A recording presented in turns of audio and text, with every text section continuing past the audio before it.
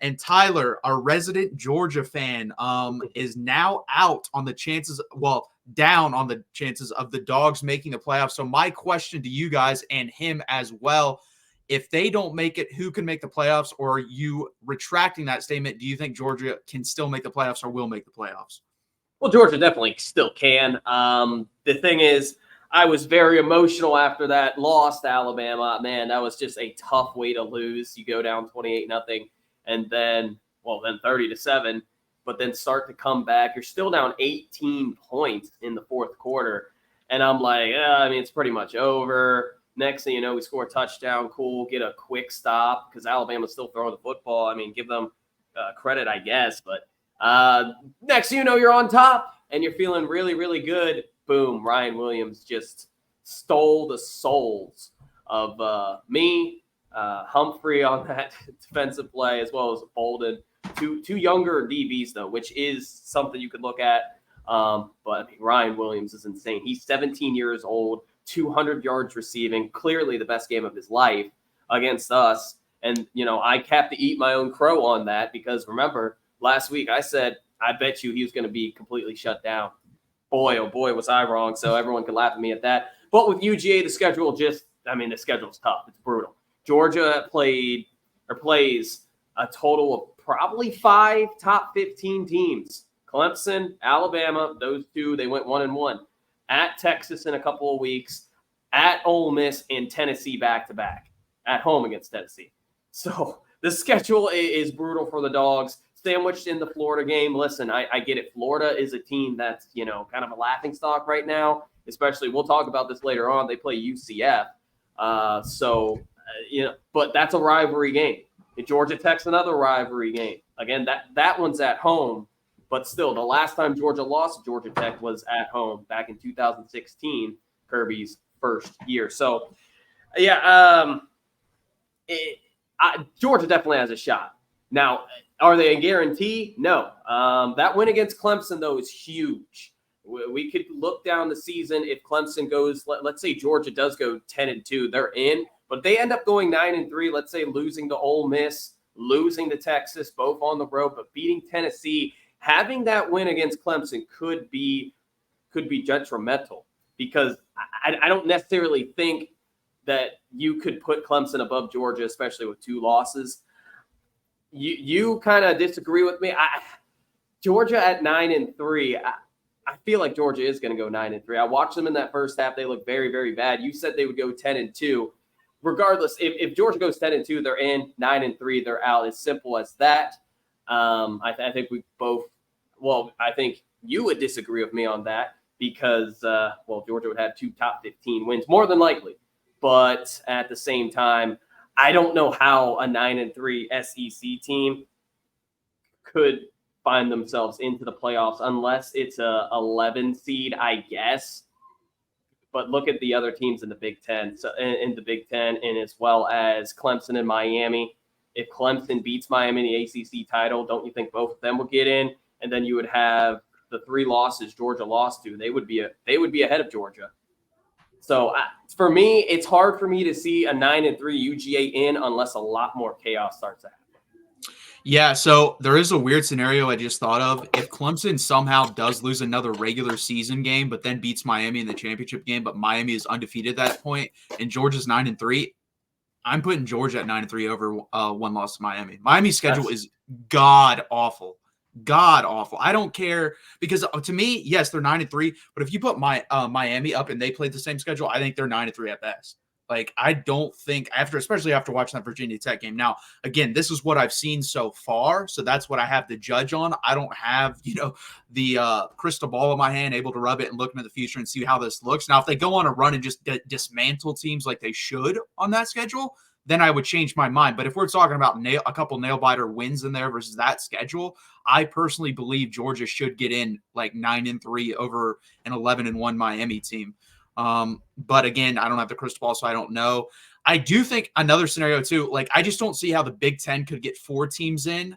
And then in this scenario, that would really only put 3 SEC teams in, unless someone else pops up. But I have some teams written down. We can go through that in a second that could get in, I guess. But to me, I just don't see how the SEC, which is still the best conference in America, only gets 3 in, and the Big Ten would get 4 in this scenario, because the 4, in my opinion, would probably be Penn State, Oregon, Michigan, or USC, and then Ohio State. I think you would have to put a 4th team in the SEC, and if you're going to do that, I think it'd be a disservice to leave out a 4th team from the SEC. But so some of these teams and like that are in the mix, in my opinion, it would be Georgia, LSU, Ole Miss, A&M, and Missouri. Obviously, we both agree Missouri. Do we think they're going to make the playoffs? No. Do we think they're overrated? Yes. But could they? Yes, absolutely they could, because their schedule is very easy. And we'll get into the A&M and Missouri game later. But out of those teams I just mentioned, if you do take Georgia out of it, Tyler, who do you think would get in out of LSU, Ole Miss, A&M, and Missouri? What I would – so if Georgia does lose that 3rd game, I personally believe it would be to Ole Miss, so I would put Ole Miss ahead of Georgia. They would be 10-2 more than likely. Let's say they run the table, I guess lose to LSU, and then beat Georgia. Yeah, Ole Miss would get in over Georgia. That's kind of who my 4th team was if Georgia were to go 9-3. I'm so close between 9-3 and 10-2 for UGA. It's this schedule is ridiculous. So, and you know, if Georgia first half Georgia plays anybody on the schedule, they might lose any game anywhere. Second half Georgia, like they did against Alabama, they could beat everyone on their schedule. But the problem with Georgia is they're a tale of 2 halves team. I don't understand how Georgia wasn't prepared in that first quarter. Really, what lost you the game was that first quarter. You gave up 21 points, and oh, by the way, Alabama's about to score again. So. Yeah, I would agree. And it's kind of weird. The strategy, I actually kind of agreed with the strategy they used in the SEC championship game of spying Jalen Milroe. They did that more in the second half with 2 guys, and it seemed to work better because it forced him to stay in the pocket and throw more. And he's become a lot better passer. Like, that's pretty damn clear at this point. But is he still elite at it? No. But to me, what's surprising is Georgia's defensive line, to me, especially Michael Williams, has not been what he was brought up to be. Like, this guy has been talked about. Him and James Pierce, honestly, have not lived up to their billing. Like, at the beginning of the year, that they were talked about as number 1 picks coming out in the NFL draft. And right now, if you look at most mock drafts, like half of them don't even have them in the first round, either of those guys. So it's been like a complete disaster from those two. And obviously, Georgia's defensive line has suffered from that. And then also Warren Brinson being injured. Did he play in this game, by the way? Yeah, he played. So go ahead. Here's the thing with Michael Williams. He was pretty good in the second half against Clemson, and then boom, Phil Maffa with that dirty hit. That's the difference in him, as his ankle is still injured. He didn't even look like he was 50%. He was barely out there in the second half, and to be honest, Georgia's defense had a little bit more success. But they ran that 3-3-5 all second half. That was kind of shocking to me. And it was working. You know, when you run that 3-3-5, have those 3 down linemen, but then you have the 2 spies. Georgia had 2 spies, which is crazy. To me, that's crazy, but it worked. And kind of didn't really make sense why Alabama wasn't trying to run the football a little bit more, especially when you're up. I mean, I get it. DeBoer's an air raid type of guy, but still, I mean, your offensive line was doing really, really well. So that was kind of a head scratcher, but it was working for us in the second half. So I can't really complain. Yeah, that's what I was going to say. They were averaging over 5 yards per carry on the game. So in my opinion, they should have kept with the running game, especially in the second half, obviously, like you said, with the lead. But the thing that it's kind of weird because it played out in 2 different halves. I said, did Georgia have enough playmakers to exploit this weakness of the Alabama team, which is the secondary? Well, guess what? In the first half, they didn't. In the second half, apparently they did. Because they hit a bunch of bomb shots down the field versus that Alabama secondary. And my question, and it will be answered throughout the season because these teams play very good competition going forward, is the Alabama secondary really that weak, or did Georgia actually find something with the playmakers down the field? So I don't know what the answer to that is right now because I didn't see it for a full game. I just saw it for a half. It's going to be interesting how those questions are answered going forward. But I will say this, the secondaries for both teams, honestly, have taken a step back from what we're used to. Like in Alabama, Georgia games of the past, you had like a ton of NFL talent, like first round guys running around back there. I like Starks at safety, but everyone else, I don't think there's a first-round pick anywhere back there for either of those teams. So that can be exploited, in my opinion. And then also, if Georgia's not going to get that pass rush, then it can definitely be exploited. But that's the thing I talked about on the Texas show yesterday is people have this idea of elite teams in their head, and every year that standard changes. There's more. Some years there's more elite teams. Other years there's less elite teams. Last year I thought we had like legitimately 5 to 6 elite teams. Right now I don't know if there's any like for sure elite teams. So it's going to be interesting if that number does jump up, or we're just in a down year all around in college football. And that happens, guys. This goes through cycles. I think COVID had a lot to do with it.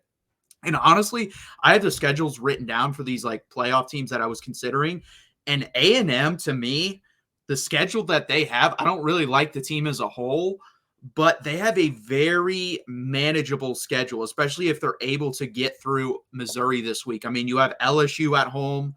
You have honestly, your 2 hardest games left after that are at South Carolina and Texas. If you can go 1-1 in those games and beat Missouri this week, there's a real chance at 10-2 you can make the playoff. You would be rooting at that point for Notre Dame to win out, because it would absolutely kill your chances if Notre Dame loses 1 or 2 more games, in my opinion, and that would be one of your losses on your schedule off of a semi-weak schedule. But A&M definitely has a shot. Honestly, if I'm ranking these teams by most likely, I think A&M is my most likely. If Georgia's not going to do it, I think A&M would take their spot, and then I would probably go LSU, Ole Miss, Missouri. I think Missouri for me has the least or the smallest shot out of the teams I mentioned in this out of the 4. I still think Georgia makes it right now. I still think it's going to be Alabama, Tennessee, Texas, and Georgia. I think I had 4 SEC teams. I didn't have Tennessee originally. I had Ole Miss instead of Tennessee. I'm just switching preseason wise. I'm just switching Tennessee for Ole Miss. Yeah, and I actually disagree. If A&M actually has to hope Notre Dame doesn't have that same record, because if they have head-to-head record, then Notre Dame is in front of them. But with Texas A&M, they should have beaten Notre Dame, if we're being honest here. They had their chances. They had way too many chances against Notre Dame. Then they choked that one away. For me, this Missouri-Texas A&M game is almost kind of like an elimination game, as if Missouri, I'll say this, if Missouri's able to go on the road in College Station and beat Texas A&M, where are the 3 other losses? You can't find them. In my opinion, you can't find them. Maybe I think they play at South Carolina. Yeah, I know they play Oklahoma. And South Carolina, by the way, that's my dark horse. Like, that defense is really damn good. Really damn good. And we'll get into that later too, but keep going with your point. Yeah, it's just both teams have like legitimately easier schedules. A&M's is slightly tougher in my opinion, but yeah, that's kind of like an elimination game. It is for A&M, because if they lose this game, they're not going to run the table, go 10-2. I'm sorry, I just don't see that happening. They own South Carolina. Give them credit. They do own South Carolina, or something like 10-1 or 11-1 versus South Carolina since they joined the SEC. And then I'm trying to think what other, obviously the Texas game, that's the game that's a huge game, because as of right now, that looks like, A&M's going to come into that game probably 8-3, maybe 9-2, and then Texas 11-0 or 10-1. But that's a rivalry game. It's renewed. It hasn't been played since 2011. This was one of the most hyped games in all of college football in the preseason, and it still is. It has every chance to be as good, maybe better, because I do think Texas A&M is slightly better than what people thought, and that comes due to that offensive line, I think. Defensively, they're really, really good. But, yeah, if Missouri is able to go on the road in College Station, I'm not going to say they're a lock, but I certainly can't find 3 more losses. Yeah, honestly, if they would have started the right quarterback from the beginning, they probably would have beat Notre Dame. So they definitely found the solution there. I mean, Marcel Reed has yet to turn the ball over. He has a better yards per attempt. He has a better accuracy. Like, he's better at literally everything than Connor Wegman. So it was the right decision there for them to go with him. And then Dareal, I know you're high on Kentucky, my friend, but Kentucky is not making the playoff. They're a good football team. They are. I had them at 8-4 going into the season. I think they can get that mark, but 8-4 and 9-3 is not getting you in the playoffs. So they basically have to play perfect football from here on out. I just don't see that happening because they still have a decently hard schedule going forward. I know they got to play Texas. And actually, guess what? In the preseason, I had Kentucky beating Texas. That was Texas' one loss because I really like your guys' defensive line, and that's proven to be definitely the strength of that football team. But I just don't see it. Brock Vandegrift is way too limited to me. He's just way too limited in the passing game. Yeah, and they kind of already got their fluke win. Now, I will say this. They had their fluke loss against South Carolina anyway. They're a better team than South Carolina, at least in my opinion. Brock Vandegrift had the worst game of his life and probably any other quarterback's life of all time in that game. So he's starting to feel more comfortable. That was a huge win, though, for Kentucky. It was kind of Kentucky was going to win one of these flukish games because they just had one of their flukiest losses. If you go back to last year, they had a lot of closer games too. That's just kind of who Mark Stoops is. But they really run. They really chew that clock. They limit possessions, and they're a very physical team. So they're a tough go for pretty much everybody. I guess that's what we learned this weekend too. Yeah, the problem I see with them, I call them the Michigan of the SEC. They have such a small lane to drive in because if they don't convert third downs and they don't convert in the red zone, they're going to get, like I said, one of these games that's going to happen. You don't do either of those things, and you're going to get destroyed. Like, it's not even going to be close. That's what's going to happen because they have to win time of possession and they have to hold on to the football. You saw that versus Ole Miss. I think at one point it was like 41 minutes to like 14 minutes or something. It was something absurd. And that's like that. Your only way you can win football games is it's just not going to happen week in, week out. One of these weeks, it's going to go horribly wrong and you're going to get killed. Yeah. Like the South Carolina game. That's literally exactly how that went. Yeah. And that's why I think, like, it's going to happen again. It's too long of a season. You play too hard of a schedule. It's just going to happen again. Fluke win. We have been the best defense in America. I agree. Up until this point, you probably have been one. I'm not going to say the best, but you've been one of the best defenses. Kentucky almost beat Georgia. We'll just keep winning and keep doubting. The thing is, Dareal, you have 7 teams in the playoff right now. That's just not going to happen from the SEC because you're going to have at least 3 from the Big Ten. And then I think, that's 13 because 7, 3, and then you have the 2 conference winners. You're going to have the other outside shot too. So that's 13 teams. That's not possible. Yeah. Like 6 is the absolute most. I mean, it was a fluke win. I hate to be like that. I don't want to be mean over here, but it was a fluke win. You had the ball 45 minutes to their 15. Ole Miss scored 17 points. They won't play another game in which they score 17 points. Not even Georgia. Georgia will give up points. I'm pretty worried about playing Ole Miss, especially now when all the pressure's on Georgia and Ole Miss because they both have losses early on into the season. Yeah, and that's right before we play Tennessee too. So it's a tough situation. But, yeah, that was pretty much a fluke win. That 4th down in 10 in which Brock Vandegrift threw a prayer to Baron Brown. I mean, hey, I love Baron Brown. I think he's one of the best wide receivers in the SEC. He could, if he was just about anywhere else, no offense, he would be probably in the top 10. He has that talent. He's Kentucky's most talented wide receiver I've seen in a long time. But come on,